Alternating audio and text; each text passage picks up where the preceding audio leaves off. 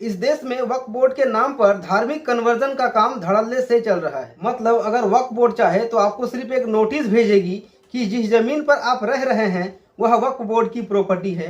यकीन मानिए आप कुछ नहीं कर पाए। अपने धार्मिक स्वार्थों के लिए किसी की भी जमीन को हड़प लेना और हड़पी हुई जमीन को देने के बदले उनका धार्मिक कन्वर्जन करवाना यह वक्फ बोर्ड का काम बन चुका है। नमस्कार दोस्तों, मेरा नाम है श्रीशांत और मैं स्वागत करता हूं आप सभी का मेरे चैनल आजाद हिंदुस्तान।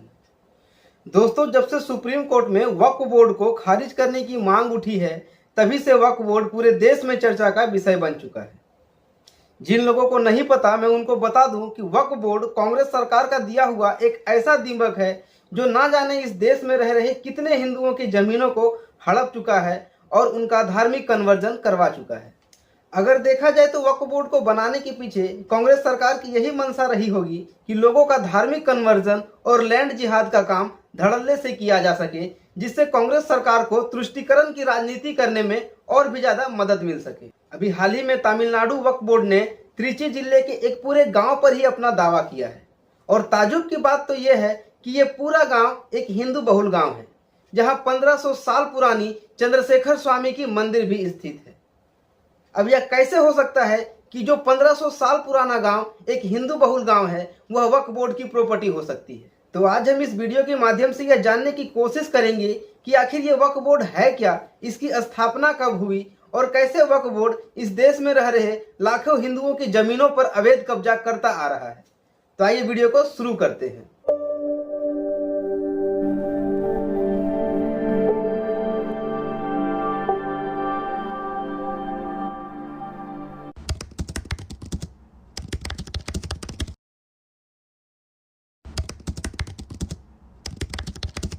भारत में वक्फ बोर्ड की स्थापना का मुख्य उद्देश्य एक ऐसी प्रॉपर्टी को मैनेज और कंट्रोल करना था जो दान में दी गई हो।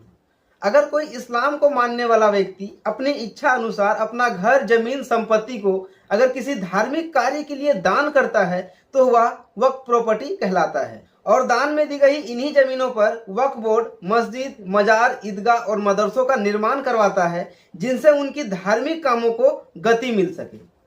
और इन्हीं प्रॉपर्टीज को मेंटेन करने के लिए और कंट्रोल करने के लिए जो एक कानूनी ढांचा तैयार किया गया उन्हें ही हम आज वक्फ बोर्ड कहते हैं।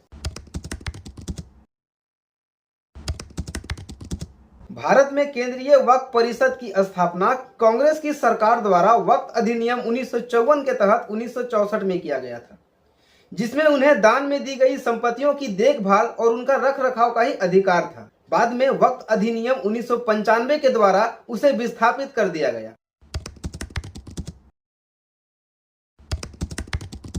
वक्फ अधिनियम 1995 ने वक्फ बोर्ड को भूमि अधिग्रहण के लिए असीमित अधिकार दिए, जैसे कि वक्फ बोर्ड को किसी के भी जमीन को हथियाने के लिए किसी सबूत की आवश्यकता नहीं है, पर जमीन के वास्तविक मालिक को अपना मालिकाना साबित करना होगा। मतलब अगर वक्फ बोर्ड चाहे तो आपको सिर्फ एक नोटिस भेजेगी कि जिस जमीन पर आप रह रहे हैं वह वक्फ बोर्ड की प्रॉपर्टी है। यकीन मानिए आप कुछ नहीं कर पाएंगे। आपको चुपचाप अपना घर और जमीन छोड़कर जाना पड़ेगा। आप ना ही पुलिस के पास जा सकते हैं, ना ही हाई कोर्ट जा सकते हैं और ना ही सुप्रीम कोर्ट जा सकते हैं। अगर आपको जमीन वक्फ बोर्ड से वापस चाहिए तो आपको वक्फ बोर्ड के ही ऑफिस में जाकर गिड़गिड़ाना होगा। मतलब चोर भी वही, पुलिस भी वही और जज भी वही। फिर भी वक्फ बोर्ड का निर्णय ही अंतिम निर्णय होगा और इसे कोई भी अदालत, यहां तक कि सर्वोच्च न्यायालय भी नहीं बदल सकता। अपने धार्मिक स्वार्थों के लिए किसी की भी जमीन को हड़प लेना और हड़पी हुई जमीन को देने के बदले उनका धार्मिक कन्वर्जन करवाना यह वक्फ बोर्ड का काम बन चुका है। इस देश में वक्फ बोर्ड के नाम पर धार्मिक कन्वर्जन का काम धड़ल्ले से चल रहा है, पर देश के सेक्युलर हिंदुओं को इन सब से कोई फर्क नहीं पड़ता। उन्हें तो बस फ्री बिजली, free ration, free gas, free petrol इत्यादि चाहिए। वक्फ मैनेजमेंट डाटा के अनुसार 8,54,509 प्रॉपर्टी और 8 लाख एकड़ जमीन वक्फ बोर्ड के पास है। मतलब भारतीय रेलवे और भारतीय सेना के बाद सबसे ज्यादा प्रॉपर्टी और जमीन वक्फ बोर्ड के पास है। अब इतनी सारी प्रॉपर्टी वक्फ बोर्ड के पास कहां से आई, यह पूछने की हिम्मत आज तक किसी सेक्युलर हिंदू ने नहीं की। मंदिर के जगह स्कूल, अस्पताल, कॉलेज तो सभी को चाहिए, पर सिर्फ एक नोटिस भेजकर लाखों हिंदुओं के घरों को छीन लिया जाता है उनकी जमीनों को छीन लिया जाता है, यह चिंता आज तक किसी ने नहीं की। तो दोस्तों, वक्फ बोर्ड के बारे में आपकी क्या राय है? क्या वक्फ बोर्ड खारिज होना चाहिए या नहीं? हमें कमेंट सेक्शन में जरूर बताएं। अगर वीडियो अच्छा लगा हो तो लाइक करें, दोस्तों के साथ शेयर करें, और अगर हमारे चैनल पर नए हैं तो प्लीज चैनल को भी सब्सक्राइब कर दें। मिलते हैं नेक्स्ट वीडियो में, तब तक के लिए जय हिंद।